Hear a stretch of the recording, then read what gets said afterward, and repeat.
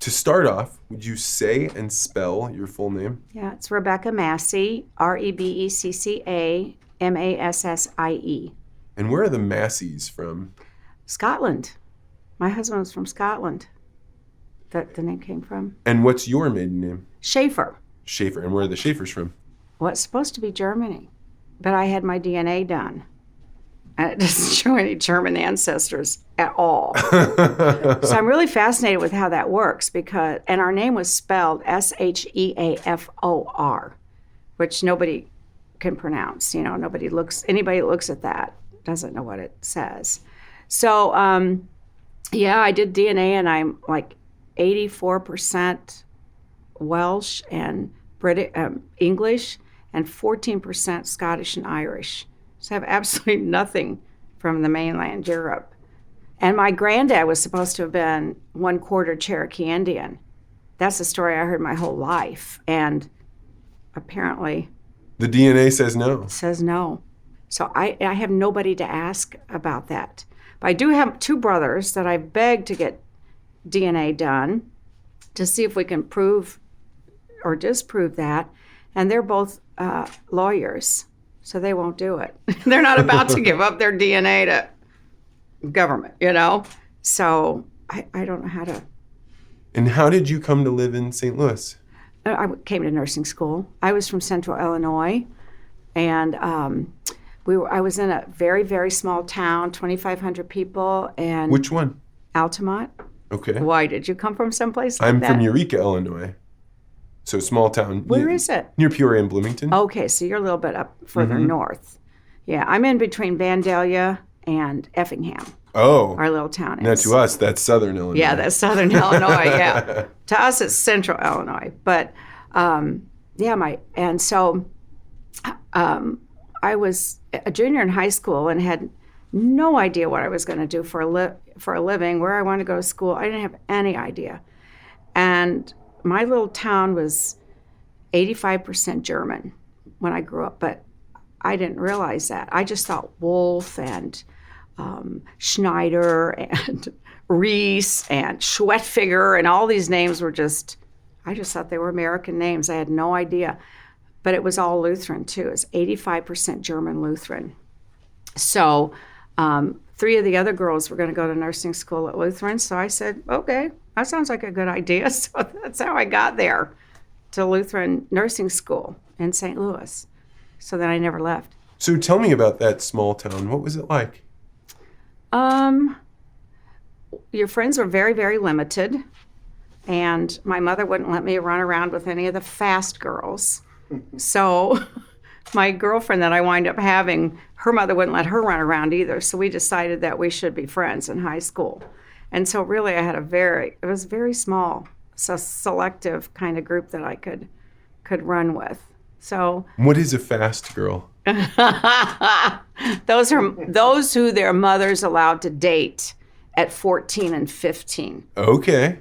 And my mother did everything in her power to keep me from being interested in men, boys, everything. Like my skirts always had to be longer, and I was the last to do everything. I was the last to shave my legs, and the last to wear bras, and the last to date, and the last to do everything. Yeah, I've got a picture of my girlfriend, because it was in the late 60s, and we have a picture on the front porch, and her skirt is here, and mine is here. And I just... Was she successful at it? Did she keep you from the boys? Yeah, she probably did. Probably worked a little bit, yeah. I'm not going to go into that too much, but yeah. Tell me about your mom. What was she like? My mom was a beautiful lady. She was, sorry, I'm going to get emotional, soft-spoken. This happens all the time. Right? Very soft-spoken, a lovely lady. She was a very, very typical 50s wife. My dad did the working and she stayed home. And she really kind of did, I always kind of said, but it was mean. It was really mean-spirited of me that she never had an original thought. But I think that was just because my dad was kind of so overpowering, to be honest with you. And that was just the times. I've learned that generations do really mean a lot to how we all behave and Oh, yes. everything. And then, I grew up in that little bit of a rebel, a little bit more of a rebel, not a lot, but a little. And so, I spoke out a little bit more. And Tell me about that. When you were a kid, what's a memory you have of being a little bit of a rebel? well, my dad, who I adored, was quite an ominous figure. He never yelled at us. I never heard my father raise his voice in all the years. But when he spoke, you knew it. He meant business. And my younger brother was 3.5 years younger, and he made D's and F's in high school. And the biology teacher, of course, they lived across the street from us. The principal was next door. That's what a small town is like. Told my father that the smartest thing she ever saw my brother do was goose a fly with a pencil, which I love that story. So my dad was trying everything he could to help him. And so he had him stay in his room every night after school. Oh. Yeah. And my brother did that, but he just hated it, and he didn't do any schoolwork. It didn't make any difference to him. So I can remember going down to my dad and saying, I want a family meeting. And I said, Dad, this is not the right thing to be doing. I was a senior in high school. This is not the right thing to be doing for him. He is not learning. This isn't helping. It's driving him crazy, and you need to let him out. And my dad did.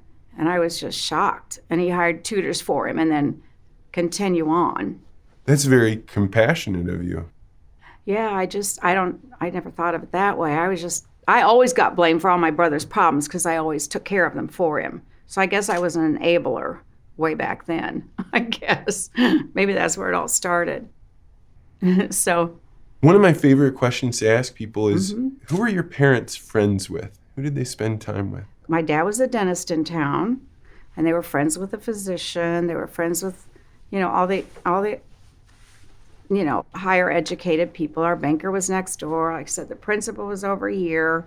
And I was trying to think. We had a lot of oil people in that town. We had a lot of oil engineers in those days because the little town next door discovered oil in the late 30s. So they brought in, it was Exxon. Not then, but it was like Carter Oil. So they brought in a lot of engineers and people like that. So they all settled in that little town that we had. So my friends had the bridge parties, 5 tables every week, and they were out every Wednesday night, every Saturday night, drinking and playing cards. So, and I would help my mom set up elaborate bridge tables, for... In your house? In our house for luncheons. There'd be 5 card tables. And then, they had all the crystal and all the silver and china and everything else. And I used to have to set those up.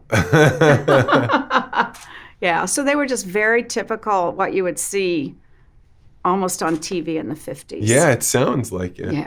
Yeah. And so when you were in school, were you a good student? Yes.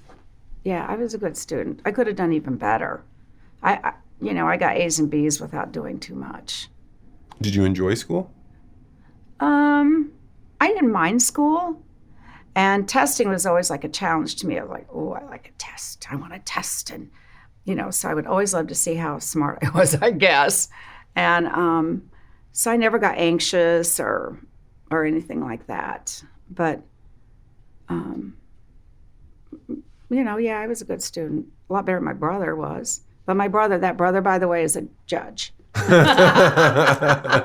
So he went on to college and did very, very well in his career. Are you close with your brothers? I'm close with one brother, very, very close. The other brother has always kind of been a little bit of an outsider. He just hasn't wanted to stay as close. But as we got older, we would have brunches every 6 weeks or so with my 2 brothers. And then I lost a sister. She was 46. Oh. And that was Yeah, it was pretty sad. My sister and I were very close. She was older or younger? Younger. Younger. Younger. She died, yeah. Were you the oldest in your family? Oh, okay. Yes. Yeah. How do you think that shaped you? Oh, I think it changed me. I mean, I think it made me the person that I am, because I can remember, I always said my mom and dad, see, my mom was 21 when I was born, and my mom was 32 when my sister was born.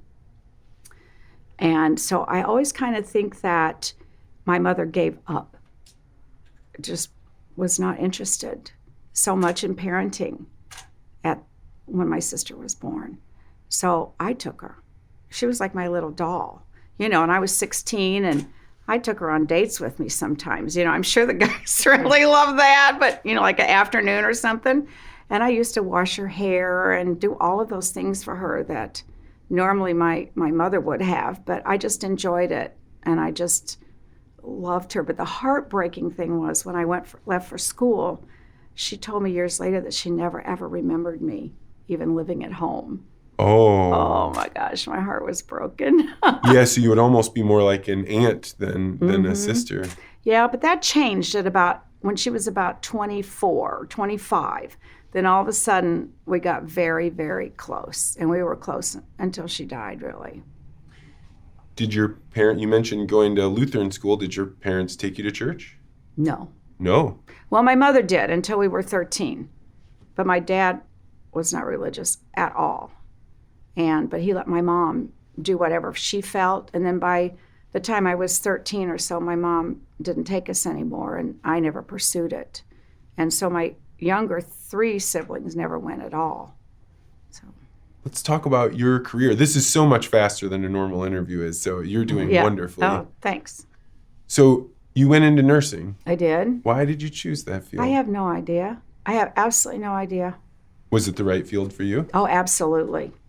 Absolutely. The only thing that I regret is that I didn't do more schooling, that I didn't become a nurse practitioner. That's because I know I would have been good at that. I still love medicine. I do. Except for sometimes the politics of it, I like everything related. In fact, I worked until I was 70, even part-time. I retired at 62, and then I just kind of worked. I started my own business after I retired, and I worked for a nonprofit organization doing flu shots, and I started doing some hospice, which I really, really believe in hospice and their care they give. And then I became a parish nurse. Is that kind of odd to say that, since I was never religious? But I loved that job. What is a parish nurse? Well, it was with Lutheran Senior Services. I started at Lutheran and wound up with Lutheran. That's kind of funny, but they had a grant. They have housing for affordable. It's called affordable housing, and that's for people, on limited incomes. And they have some very, very nice places all over this community. And there was a grant for nurses to go into each facility once a week. And I used to kind of laugh at them. I said, I'm holding court now, girls, because they would come in and talk to me. And they could come in and talk about anything they wanted to talk about. And I could do teaching like on medications, or I would do blood pressure checks, or if they were diabetic, or, if they had an ulcer, a sore someplace, I would just guide them, teach them and guide them on what to do. And then every Monday I had a class for them, a teaching class. And I used to have fairly good attendance, maybe when I served lunch, I used to get about 25 people out of 60. But when we stopped serving lunch, then that dropped down a little bit. But, we talked about everything. I went through all the systems, heart, lungs, kidneys, taught them all about how, they work, and how you can preserve them. And then sometimes we would do some fun things like the 10 deadliest diseases over history, and fashion that created health problems, like the corset, caused so many rib problems and GI problems for women, and, the big hoops in the Civil War time were people that literally were burned to death because their hoops caught fire and they couldn't get out the doors. They were stuck in Oh my the gosh. burning room. So, we had a lot of fun with those kind of classes. When you look back, what makes a great nurse? Oh, I think just being able to listen and have some compassion. I mean, you can have an excellent nurse or an excellent doctor who are real jerks, and those people get sued. You can have a really kind doctor, a kind nurse, and they're not as good clinically, and they don't get sued. And people remember only the bad ones. They remember the bad people because that's just how our brains are wired. But, I wanted to be one in those groups that was not remembered, to be honest with you. So I just tried to be kind. And it was so interesting to me because the years I worked ICU, we had so many deaths. We had a lot of deaths. But so many times I never knew that patient. I never knew because they couldn't talk or, they were in comas, on ventilators and all this kind of stuff. And they would die. And I can't say that I was horribly bothered by that, however bad that sounds. But when I got into home care, I knew if I went to see your mother in home care, I would know you, I would know your kids if you had any, I would know all the family, I would know how you lived, what you ate, how you smelled. I knew everything about how you lived at that time. And the first time a home care patient died for me, I sobbed. Oh, a different level. I sobbed. Totally different. And I never realized, where that line was until I went into home care. So home care was a far more intimate, beautiful kind of care than the hospital was. So I loved it. So as somebody that's in the rare position of having seen death as much as you have, can I ask, what do you think happens when you die? I really have to tell you the truth. I think we die. Mm. I do. I think we die. I don't think we're, dust to dust. Mm-hmm. And I really, really solidly formed that when my dad died. And they gave us back his ashes in a paper bag. Yeah, which was so harsh to me. It was just, I didn't do any of the arranging there, and it was just awful. So that's what I think. When you die, you die. What has that meant about the way you've lived your life then? Oh boy. I have two grandbabies, 4 and 2. And I try to give everything that I have to them, every bit of love. My own kids, I try to give every wonderful emotion that I can possibly find for those little boys and leave my legacy through the gift that I have to love them. Yeah. So tell me about those little boys. Oh my gosh. They're amazing. Little Trad is 4 and he's so bright. He named himself at age 2. His name is Trad, T-R-A-D, which is a family name from my uncle. And then my brother is named Trad, and now he is named Trad. And when he was 2 years old, he could spell his name, and you would say, "What's your name?" And he'd go, T-R-A-D, spells Gaga. So he just named himself Gaga at age 2. I don't know where it came from. And his little brother still calls him Gaga. I don't, but little guy does. And we put him in Kumon now at 4 because he can add, subtract, multiply. He can count to 100 by any number you throw at him. And he understands a zero base. I don't know how the heck he understands that, but he knows that it's 100,000, 200,000, 300,000, 4, and he understands all that. And he's just amazing. And then little Fritz is he's almost 3 now, and he's my bulldog. He just puts that little head down and he goes. And but they're both sweet little boys, and I wouldn't change a thing about either one of them. They're just adorable. Trad is very small. He's not small, but he's thin and finer boned. And Fritz is just kind of, I think he's going to be like a linebacker, is what he looks like. And what do they call you? Jaja. Jaja. Yeah. And what do you want to make sure that they know about how Jaja feels about them? This is my last question. Last question. Okay, so if I cry, it's not so bad. I've begged my daughter to make sure that she tells them after I'm gone how much I love them.